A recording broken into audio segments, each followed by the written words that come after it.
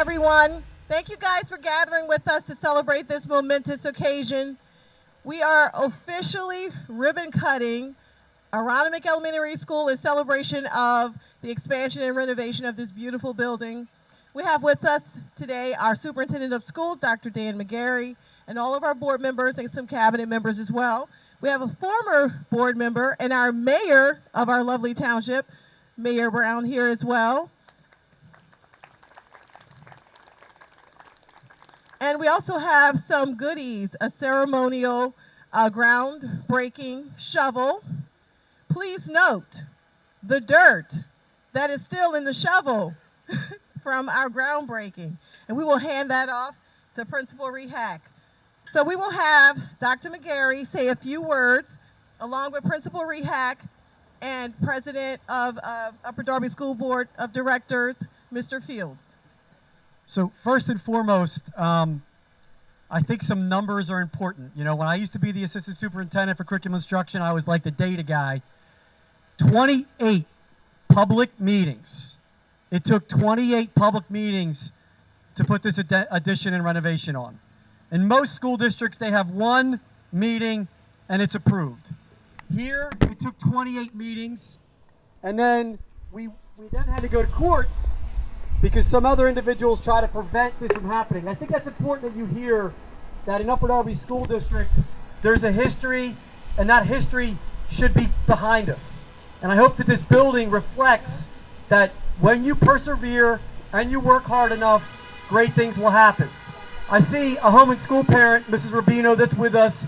She was an unbelievable supporter for the home and school, rallying the troops to show people that this addition and renovation is good for the community, not a harm to the community.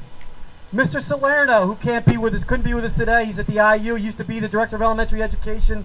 We sat in this, and Josh showed me where my old bathroom was today. We sat during COVID, 6 feet apart, in a meeting that went until after 1 in the morning. It went until after 1 in the morning with pushback to try to make this happen. So Mr. Salerno, who's not here, deserves a tremendous amount of credit for the work and dedication that he did when he was here in the school district. Awesome, awesome job. He not only did that presentation, he went to 2 days of court. We had to go to court for 2 days to pull off this project. He testified in those hearings, and he was a superstar, and his name will be on this building, even though he's not here, because he helped shepherd this to the very end. Huge job. Dr. Manfrey. Dr. Manfrey, who has shepherded a lot of projects through the district. The baton was passed to him. He probably got the worst part of this with Mr. Rehack, which is the actual construction project.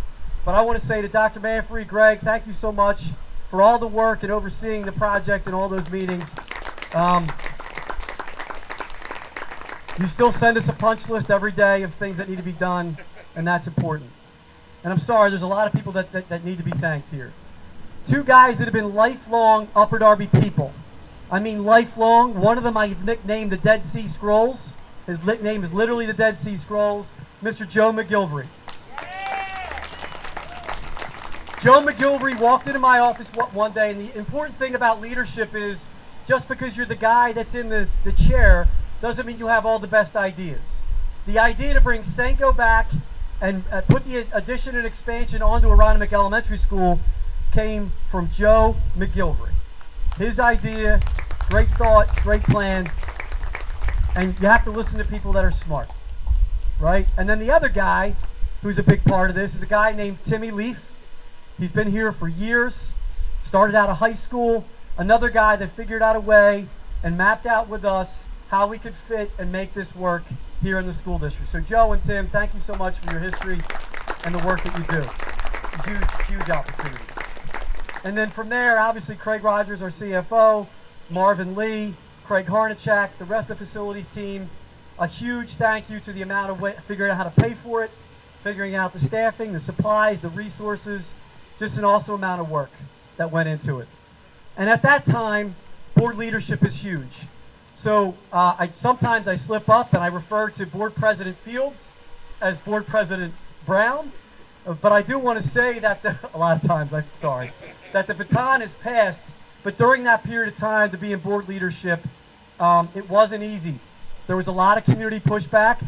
Not that you're unfamiliar with that now, I don't think, right? Are you getting any community pushback where you are? There's a lot of community pushback that happened, and he weathered the storm. During COVID-19, we didn't rest.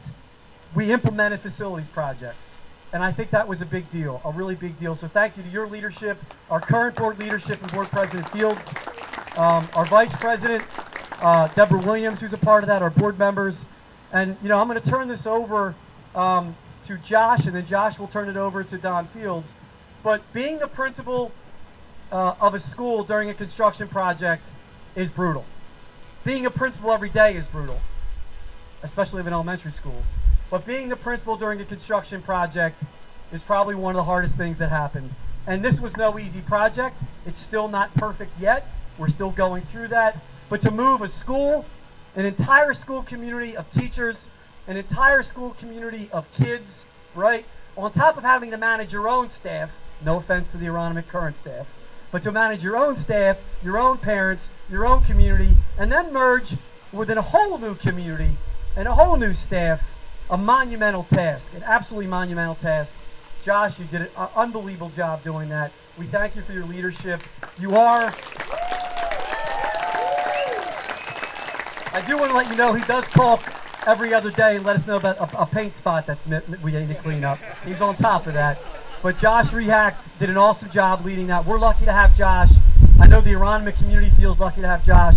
Josh, we want to have you share a couple of words, but thank you so much for helping us with this today. Josh? Thank you, Dr. McGarry. I got to say, it is an absolute great time to be an Aronimink Royal. And so, a big shout out, you know, Dr. McGarry mentioned there's a lot of blood, sweat, and tears that goes into moments like these. And I got to tell you, our teachers, our students, our families have proven flexible, adaptable, resilient, and I couldn't work with a better group of people to make this all happen. The reason that we get into this profession is for the kids, and this building is a testament to all of the hard work, but so many more kids, double the size, get to enjoy this wonderful 21st century learning space for all. So I know Dr. McGarry kind of summed it up. These people over here have been amazing. I think I've been principal here now. I've been principal here now in my 8th year, and I think as soon as I you know, got past the keys, the idea of renovating and expanding this school was an idea. And here we are, you know, 7 years later, it's happened. And it is a beautiful building that I look forward to more people getting an opportunity to enjoy for many years to come. So again, thank you guys for being awesome. Thank you guys for being engaged. Thank you for your constant and unwavering support of all things Aronimink. We couldn't have done it without you. Dr. McGarry, President Fields, Mayor Brown, the entire board, you guys are awesome. This was not an easy process, and it was through all of your hard work, the behind-the-scenes things that nobody hears about or cares about. Your persistence made this possible. So again, give these guys a round of applause because they deserve it. This time I'd like to bring up a former Aronimink parent who is now the board president, President Fields. Great work, Josh. So for the record, when we did the groundbreaking at Clifton Heights, these guys wore this, and I wore a suit. And so I'm like, they're not going to get me this time. So I wore this, and they're all in suits. If I could just get a memo. I said, I asked Dan the other night, like, all right, so I got to put some remarks together. He's like, speak from the heart. I'm like, oh man, it took too long. That's from my heart. But the other thing from my heart is that I see my neighbor, Nicole Iezzi, back there. Come on up here. I've known Nicole since she was 12. I think she was 12, 10. 10. And Nicole's a teacher here, kindergarten teacher here in Aronimink.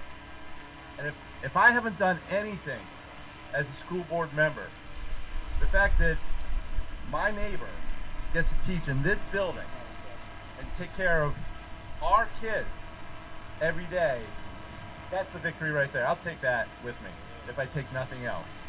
Because that's really, really what it matters. Thank you so much for what you do. Thank you guys for this is great for the district. It's great for the community. I'm so excited. It's a huge success. It's such a positive thing.